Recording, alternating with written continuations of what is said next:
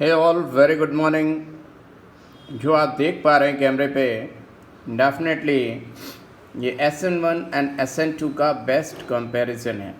कोई भी question SN1 and SN2 के बेसिस पे आता है तो डेफिनेटली बच्चा गड़बड़ी करके आता है अगर टफ़ क्वेश्चन होता है। इजी तो सब कर लेते हैं बट रैंक डिसाइडिंग हर किसी के बस की बात नहीं होती। तो आइए वन बाय वन करते हैं। सबसे पहले देखिए, हमारे पास जो एल्काइल हैलाइड्स होते हैं they are electrophiles. Now why they are electrophiles? Because they have either carbon totally positively charge under the solvolysis और partially positive charge electron deficient, क्योंकि कार्बन की ज़िंदगी से एक्स जाना जाती है और न्यू आना चाहती है। एक्स को जाना है, न्यू को आना है। कार्बन की लाइफ में एक्स को जाना है, न्यू को आना है। जब तक एक्स जाएगी नहीं तब तक न्यू आएगी नहीं। या ये भी हो सकता है न्यू आके एबीएम में पीछे से ठक ठक ठक ठक नॉक नॉक नॉक नॉक ठक का मारे एक्स को भगा दे। ये डिपेंड करता है कि एनयू कितनी स्ट्रॉन्ग है। अगर एनयू स्ट्रॉन्ग है तो एक्स को पीछे से धक्का मारेगी और कार्बन की ज़िंदगी से एक्स को भगा देगी ऐसे लिविंग ग्रुप। और अगर कमज़ोर हुई तो कमज़ोर वाली इंतज़ार करेगी कि कब कार्बोकेटाइन बने ड्यू टू सॉल्वोलिसिस और फिर मैं कार्बन की लाइफ में आऊँ। न्यू अगर कार्बोकेटाइन की लाइफ में आ रही है तो दोनों तरफ से आएगी, because carbocation has pure p orbital above and below the plane. लेकिन अगर न्यू स्ट्रॉन्ग है तो वो चाहेगी कि एबीएमओ पे स्टेरिक हिंड्रेंस ना हो। स्टेरिक हिंड्रेंस ना हो तो वो ईज़िली उसको अप्रोच कर लेगी एबीएमओ को, राइट। ये शर्तें हैं और ये हम सब जानते हैं। नहीं जानते हैं तो मैंने बता दिया। अब देखिए, अगर मिथाइल हैलाइड है, देखिए एक्स फ्लोरीन नहीं होना चाहिए, नहीं तो ना SN1 होगी ना SN2 होगी। तो हम ये मान के चल रहे हैं x is either chloride, bromide और आयोडाइड। देखिए SN1 बैड, SN2 एक्सीलेंट। हम पढ़ते हैं कि SN1 होगी नहीं, होगी बहुत माइन्यूट में प्रोडक्ट बनेगा SN1 के थ्रू भी, लेकिन एक्सीलेंट SN2 क्यों? Methyl is very very least sterically hindered and best excellent SN2। लेकिन SN2 होने के लिए न्यूक्लियोफाइल क्या चाहिए? स्ट्रॉन्ग। ये देखिए प्राइमरी में SN1 बैड, क्योंकि इसका कार्बोकेटाइन इज हाईली अनस्टेबल। लेकिन अभी सिर्फ बात इतनी सी नहीं है। अगर ये प्राइमरी हैलाइड बेंजाइल या एलाइल होता, यानी कि रेजोनेंस स्टेबलाइज जिसका कार्बोकेटाइन होता, तो वो SN1 भी बहुत अच्छी शो करता। लेकिन ये मान के चल रहे हैं कि अभी R एलिफेटिक है and it cannot show any resonance.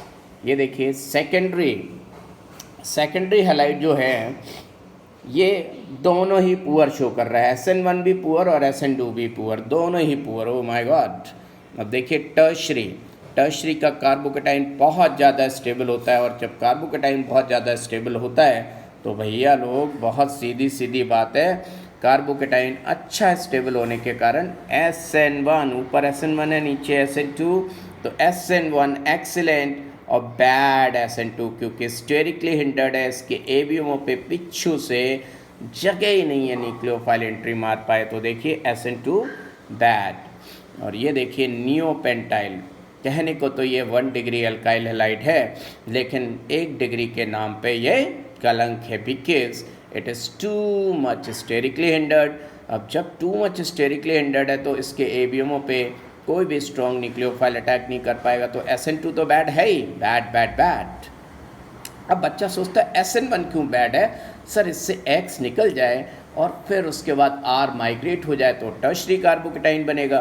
But my dear students, always remember that हम जब कार्बोकेटाइन बनना देखते हैं, that we have to see at the formation of carbocation उसकी स्टेबिलिटी कितनी है, क्योंकि rearrangement is a very very slow step. अब आपको पता चला ज़रूरत अभी है मदद की, वो तो अनस्टेबल है, कब शिफ्टिंग होगी, कब स्टेबिलिटी आएगी। तो हमेशा याद रखिए एक्स जब लगा हुआ है कार्बन पे उसी टाइम देखिए कि वो कार्बोकेटाइन अगर स्टेबल है तो होगा, नहीं तो नहीं, यानी कि बैड बैड। नियोपेंटाइल में SN2 भी बैड एंड SN1 भी बैड, यानी कि answer very very poor yield. I hope ये इतनी बात आप सबको समझ में आ गई। आप बताइए हाँ कि ना। अगर आ गई तो मैं आगे मूव करूं। फिर से एक बार क्विक रिवीजन देख लेते हैं। देखिए SN2 की लाइन में हम ये मान के चल रहे हैं कि न्यूक्लियोफाइल स्ट्रॉन्ग होना चाहिए। उसने न्यूक्लियोफाइल की बात ही नहीं की। अगर हमें न्यूक्लियोफाइल स्ट्रॉन्ग नहीं है तो SN2 होगा ही नहीं। और SN1 के लिए पुअर न्यूक्लियोफाइल चाहिए, यानी कि कार्बोकेटाइन के थ्रू मैकेनिज्म प्रोसीड होगी। तो ये देखिए methyl, ethyl, secondary, tertiary, neopentyl, जैसे जैसे स्टेरिक हिंड्रेंस बढ़ रही है, आप देखिए एक लाइन में SN2 बेकार होती जा रही है। Green, excellent, good, poor, bad, bad, excellent, good, poor, bad, bad, रटना नहीं है, समझना है। और जैसे जैसे कार्बोकेटाइन की स्टेबिलिटी बढ़ती जा रही है वैसे वैसे SN1 की टेंडेंसी भी बढ़ती जा रही है। अब मैंने अभी जो बताया था कि 1 डिग्री अगर रेजोनेंस स्टेबलाइज्ड हुए तो बात अलग होगी। ये देखिए ये वाला जो है नीट के पार्ट बी के लिए बहुत इंपॉर्टेंट है, क्योंकि टफ क्वेश्चन यहीं से आएगा। अब देखिए फिर से ऊपर SN1, नीचे SN2, allyl halide and benzyl halide. Allyl मतलब नॉर्मल एलाइल और बेंजाइल मतलब अगर बेंजीन लगी हो। देखिए SN1 SN2 दोनों ही गुड हैं, देख रहे हैं आप। इसका रीज़न क्या है? अगर मैं SN1 की बात करूं तो allyl and benzyl both are stabilised by resonance. Allyl का कार्बोकेटाइन भी रेजोनेंस करेगा और बेंजाइल का कार्बोकेटाइन भी रेजोनेंस करेगा। पानी या कोई भी poor nucleophile as a solvent जब वीक एक्ट करेगा, क्योंकि वो कार्बोकेटाइन बनाना चाहेगा, तो कार्बोकेटाइन इन दोनों का ही रेजोनेंस स्टेबलाइज्ड है। So definitely when the carbocation is stable, so it is going to be formed, so it will show SN1। अगर NCERT की बात करूं तो SN1 एक्सीलेंट। और देखिए 1 डिग्री एलाइल हैलाइड है, 1 डिग्री, और ऊपर से इनका जो कार्बन से हेलोजन का बॉन्ड है that is having partial ionic character. Mean दिखने में तो कोवलेंट बॉन्ड नज़र आ रहा है, but this covalent bond has partial ionic character, यानी कि टूटा टूटा बॉन्ड है, ईजिली टूट जाएगा। तो पीछे से जब न्यूक्लियोफाइल आएगा और पीछे से धक्का मारेगा तो ज़्यादा उसको एफर्ट्स नहीं लगाने पड़ेंगे, क्योंकि कार्बन और हेलोजन का बॉन्ड तो वैसे ही बहुत वीक है। कार्बन कहता है एक्स, मुझे तुम बिल्कुल पसंद नहीं हो, ज़्यादा भाव मत खाया करो, क्योंकि तुम्हारे जाने के बाद भी मैं रेजोनेंस स्टेबलाइज्ड हूँ, राइट। तो देखिए इस तरह काम चलता रहेगा। क्या आप मेरी बात समझ पा रहे हैं माय डियर स्टूडेंट्स? क्या सभी को मेरी बात समझ में आ रही है? अगर आ रही है तो आगे मूव करते हैं हम लोग।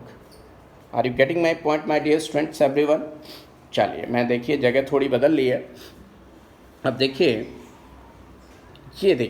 ये क्या कंपाउंड है? Alpha alkoxy adjacent lone pair. मतलब हम कह सकते हैं कि जिस कार्बन पे हेलोजन लगा है उसके पड़ोस में अगर कोई भी ऐसा एटम हो जिसके पास लोन पेयर हो, मतलब अल्फा पोजीशन पे, तो ये देखिए ये SN1 गुड शो करता है।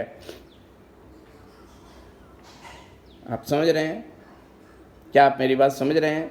SN2 भी शो करेगा बट SN1 अच्छी शो करेगा। इसका रीज़न क्या हो सकता है? क्या आप दिमाग लगा सकते हैं? बताइए, what should be the reason? तो बच्चा लोग SN1 की सिर्फ एक ही कंडीशन है, जो कार्बोकेटाइन बने वो रेजोनेंस स्टेबलाइज्ड हो। यहाँ पे देखिए जब X जाएगा कार्बन की लाइफ से, वहाँ प्लस चार्ज आ जाएगा, और ये पॉजिटिव चार्ज के बगल में कोई भी एटम अगर लगा है और उसके पास लोन पेयर है तो वो बैक बॉन्डिंग शो करेगा। क्या शो करेगा? Back bonding. Are you getting my point? Back bonding show करेगा। अब देखिए कार्बन तो 2p है, अगर पड़ोसी एटम ऑक्सीजन हो, नाइट्रोजन हो तो बहुत अच्छा है। 2p पाई 2p पे back bonding is 2p pi back bonding is very very good back bonding. तो SN1 बहुत अच्छी शो करेगा। लेकिन अगर सल्फर हुआ तब भी बैक बॉन्डिंग होगी, but not like that, right. खैर कोई भी एटम हो अगर उसके पास लोन पेयर है तो ये कार्बोकेटाइन रेजोनेंस स्टेबलाइज्ड हो जाएगा।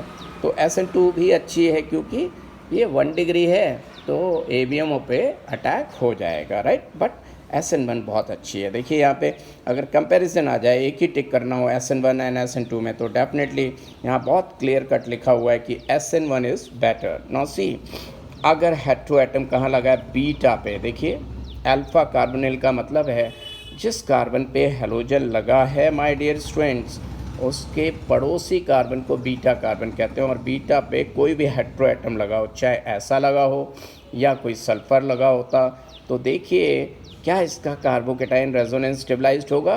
बच्चा गलती करके आता है, यही बच्चा गलती बहुत ज़्यादा एग्जामिनेशन में करता है, वो मीज़ोमेरिक इफेक्ट लगा देता है। माय डियर स्टूडेंट, कार्बोनिल के adjacent position means alpha position पे कभी भी प्लस चार्ज होगा, रेजोनेंस पॉसिबल ही नहीं है, because oxygen is highly electronegative and oxygen will not give electron to carbon, so no mesomeric effect। और बैक बॉन्डिंग तो हो ही नहीं सकती। सर अभी तो हुई थी बेटा, वो एडजेसेंट मतलब अगल बगल थे ऑक्सीजन और कार्बन। यहाँ जिस कार्बन पे प्लस चार्ज है और जहाँ ऑक्सीजन, उसके बीच में एक और कार्बन आ गया है, सो सी इसका कार्बोकेटाइन रेजोनेंस स्टेबलाइज नहीं होगा, तो बैड मीन्स नहीं होगी SN1। और SN2 एक्सीलेंट होगी। इसको बोलते हैं नेबरिंग ग्रुप पार्टिसिपेशन।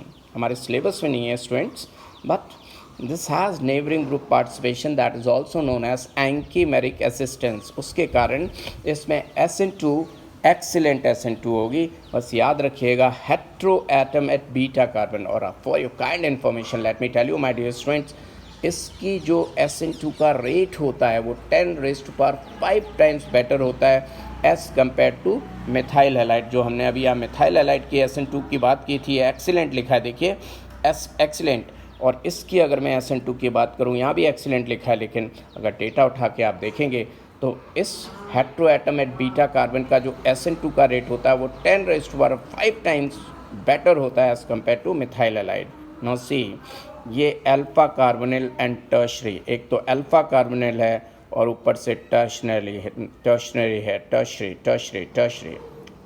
है, तो यहाँ दोनों ही बैड है। लेकिन SN2 पॉसिबल है, मतलब हो सकती है, राइट? ओके, तो ये था कंपैरिजन। आप चाहे तो स्क्रीनशॉट ले लें, देखिए ये पूरा दिख रहा है आपको, एक एक चीज़ दिख रही है। And this table is for you people only, okay? इसको देखिए, और ये आपकी एक पूरी समरी हो गई SN1 एंड SN2। कैसा लगा वीडियो आपको? आप ज़रूर बताएंगे। और वास्तव में अच्छा लगा, सारी इन्फॉर्मेशन आपको मिली, तो लाइक एंड शेयर करेंगे और दूसरों को भी बताएंगे। क्यों?